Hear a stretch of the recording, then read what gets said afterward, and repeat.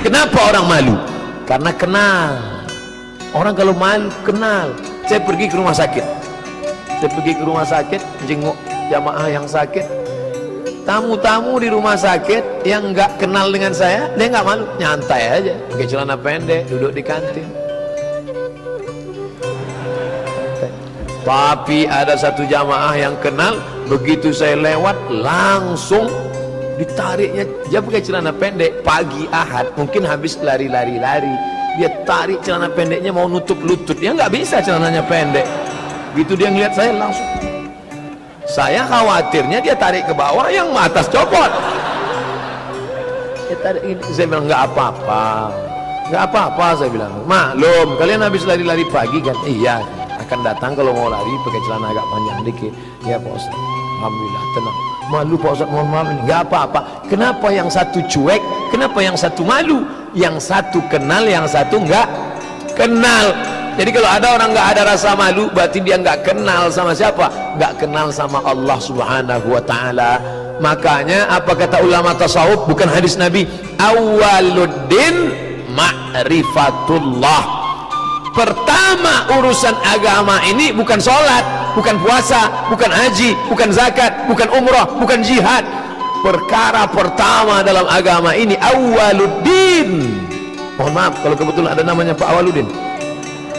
Awaluddin, awal dalam agama ini adalah ma'rifatullah, mengenal Allah Subhanahu wa Ta'ala. Wujud, qidam, baqa, mukhalafatul hawadis, qiyamuhu bi nafsihi, wahdaniyah, qudrat, iradat, ilmun, hayat, sama, basar, kalam. Apa itu? Sifat 20. Saya nggak mau pakai belajar sifat 20. Pokoknya langsung aja ke Quran dan Sunnah. Emang ente sanggup? Kita semuanya kembali ke Quran dan Sunnah melalui ulama. Ada emang Nabi pernah mengajarkan rukun sholat ada 13. Mana ada? Mana yang rukun, mana yang syarat, mana yang wajib, mana yang sunat, mana yang makruh? Mana kita tahu? Datang ulama membaca Quran, baca hadis, baca Quran, baca hadis, dia berijtihad, lahirlah mazhab Syafi'i, mazhab Hanafi, mazhab Maliki, mazhab Hambali, mazhab Sufyan Sauri, mazhab Sufyan Ibnu Uyainah, mazhab Al-Auza'i, mazhab Ibnu Abi Layla, mazhab, banyak mazhab. Tapi yang masyhur ada 4. Bukan mereka tidak mengikut Quran dan Sunnah, mereka nyusun itu secara sistematis. Begitu juga dalam bidang akidah. Ijtihad dalam bidang fikih, tapi ada ijtihad dalam bidang akidah. Allah itu siapa? Namanya apa? Dia di mana? Bagaimana keadaannya? Bagaimana mengenal dirinya? Ada di Quran, ada di hadis. Tapi kita nggak sanggup. Gimana kita mau buka Quran, baca Quran aja belepotan. Asbabun nuzul nggak ngerti, kosakatanya, bagaimana ayat mutasyabihat, bagaimana ayat muhkamat, bagaimana asbabun nuzul, bagaimana nasikh mansuh, ulumul Quran nggak ngerti. Datang ulama, dia susun dari Quran dan Sunnah. Itulah dia mengenal Allah melalui sifat 20. Wujud, qidam, baqa, mukhalafatul awadis, qiyamuhu bi nafsihi, wahdaniyah, qudrat, iradat, ilmu, ayat, sama, basar, kalam. Nah, buah dari mengenal Allah itu datanglah malu. Malu, mata sudah dikasih, cuman tidur aja. Kelopak mata dikasih Allah, lebih banyak dipakai merem daripada terbuka. Nabi dulu lebih banyak terbuka, kita lebih banyak. Tapi katanya mau ikut Nabi. Nabi tidurnya dikit, kita dikit-dikit tidur. Dikit-dikit tidur. Orang barat susah mau tidur, sampai kena penyakit insomnia. Orang kita mudah aja kalau ada yang sakit tidur, pergi ke psikiater. Sakit apa? Kena insomnia. Tenang, ntar hari Jumat lihat khotib, lihat khotib langsung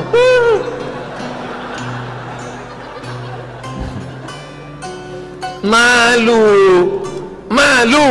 Sudah berapa malam lagi? Malam Sabtu, ntar malam Ahad, malam Senin, malam Selasa, malam Rebo, malam Kamis, tinggal 6 malam lagi. Malu. Malam-malam yang berlalu kemarin kemana aja? Hilang di jalan. Mau kemana nak? Mau bukber mah, buka bersama, sampai nggak sholat maghrib. Ustadz, boleh nggak gara-gara bukber jamak takhir isya? Malunya di mana? Malu kepada Allah Subhanahu wa Ta'ala. Oleh sebab itu maka kita pupuk dia di dalam dengan mengenal Allah Subhanahu wa taala. Namanya siapa? Allah. Ada yang lain selain dia? La ilaha illa huwa. Bagaimana dia? Al-Hayyu, maha hidup. Al-Qayyum, dia maha mengatur. Allahu la ilaha illa huwal hayyul qayyum. Kira-kira kalau saya makan, tutup pintu, tutup jendela kamar, makan, dia tahu enggak ya? La ta'khudhuhu sinatun wala naum. Dia kaya apa enggak ya? Biasanya kalau kenal sama orang, dia kaya apa enggak ya? Hebat enggak ya? Allah itu kaya enggak ya? Lahu ma fis samawati wa ma fil ard. Apa yang ada di langit, apa yang ada di bumi punya dia. Kira-kira orang-orang ini bisa nolong saya apakah gara-gara dirinya atau karena dari Allah? Man dzalladzi yashfa'u 'indahu illa bi'idnih. Kira-kira kalau saya buat salah, dia tahu enggak ya? Ya'lamu ma baina aydihim wa ma khalfahum wa la yuhituna bi syai'in min 'ilmihi illa bima syaa'. Kira-kira dia punya kekuasaan enggak ya? Dia kaya, tapi dia punya kekuasaan enggak ya? Wasi'a kursiyyuhus samawati wal ard.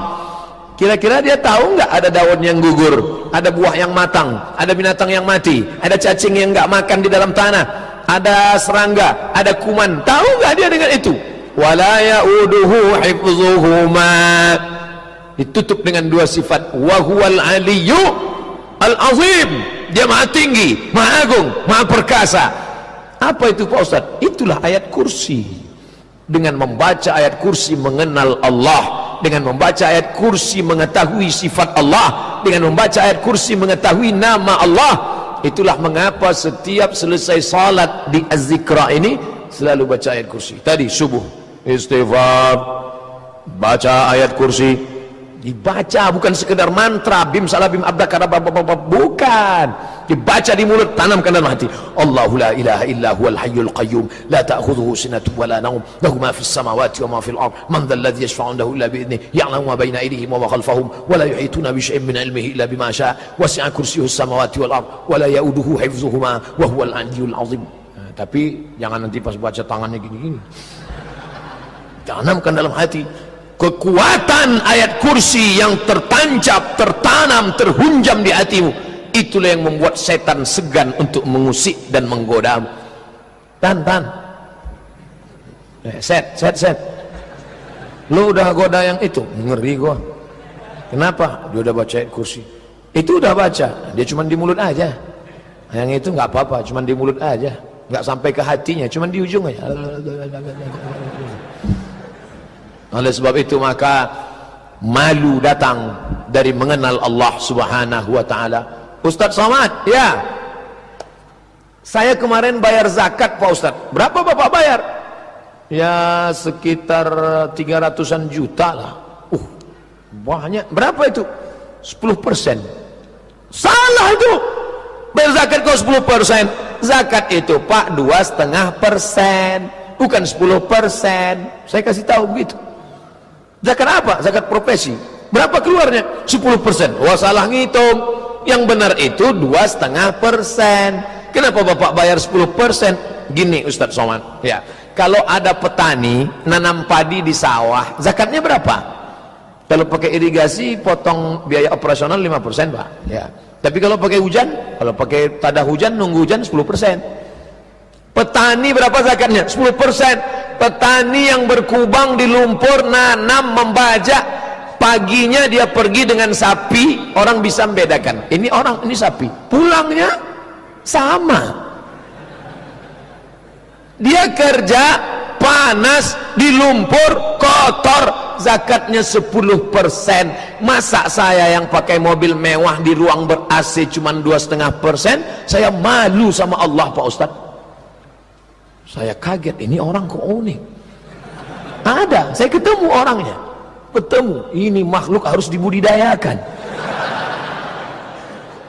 Ada manusia seperti ini, dia otaknya tidak lagi orientasi fikih. Orang sekarang malah nawar-nawar, jamaah bayarlah zakat 2,5%, bayarlah zakat 2,5%. Selesai acara, siapa yang berzakat? Mohon maaf Pak Ustadz, kami miskin semua. Kami masuk kantor tinggal tanda tangan doang Pak Ustadz. Kami ini susah Pak Ustadz. uang tunjangan, SPPD, gaji 13 semua sudah diambil. Siapa yang ngambil? Bank. Kenapa? Kami udah ngutang duluan. La ilaha illallah Muhammad Rasulullah. Ente sudah ambil uangnya duluan. Kemarin ente ambil 300 juta. Kenapa nggak dikeluarkan zakatnya? 100 juta 2,5%, 2,5 juta. 100 juta 2,5 juta. 100 juta 2,5 juta. 300 juta 7,5 juta. Sekarang ngaku miskin. Uangnya kemana? Udah habis Pak Ustadz, beli tanah, beli rumah, beli mobil. Nggak dikeluarkan zakatnya. Kami miskin Pak Ustadz. Mana malumu kepada Allah Subhanahu wa ta'ala? Malu kepada Allah Subhanahu wa ta'ala. Ternyata ada orang seperti ini. Saya ketemu manusia unik-unik macam-macam. Ustadz Somad, ya, kalau uang saya 1 miliar, zakatnya berapa Pak Ustadz? Kalau 100 juta 2,5 juta. Kalau 1 miliar 25 juta Pak. 25 juta ya. Ya. Kemarin saya keluarkan 25 juta, alhamdulillah. Oh, berarti pendapatan Bapak 1 miliar? Enggak. Kemarin pendapatan saya cuma 400 juta. Loh, ngapain keluarkan 25 juta? Berarti salah hitung. Gini Pak Ustadz, saya mau mancing Allah Ta'ala. Nah, saya kan dapat 400 nih, ya. Gimana kalau saya keluarkan duluan 25, nanti tahun depan dia bayar jadi 1 miliar. Wah, ini nggak masuk ke kepala saya. Ternyata ada makhluk unik-unik seperti ini. Dan dia dalam ibadah. Andai dapat, alhamdulillah. Nggak dapat, ya saya hitung-hitung sedekah. Saya nggak marah sama Allah. Artinya apa? Ada orang-orang yang malu dengan harta yang banyak, dia tidak berbuat. Mobil mewah, pakaian mahal, tapi anak yatim nggak sekolah, pakainya sobek, koyak, dijahit koyak, dijahit koyak, dijahit koyak. Kok koyak sobek terus ya, lapuk kainnya. Malu dia kepada Allah. Ini ada orang yang nggak malu pakai batu cincin, satunya 40 juta, 40 juta, jalan kemana-mana. Pak, makan Pak, belum bayar uang sekolah Pak. Pergi sana, pergi sana, pergi sana. Nggak malu.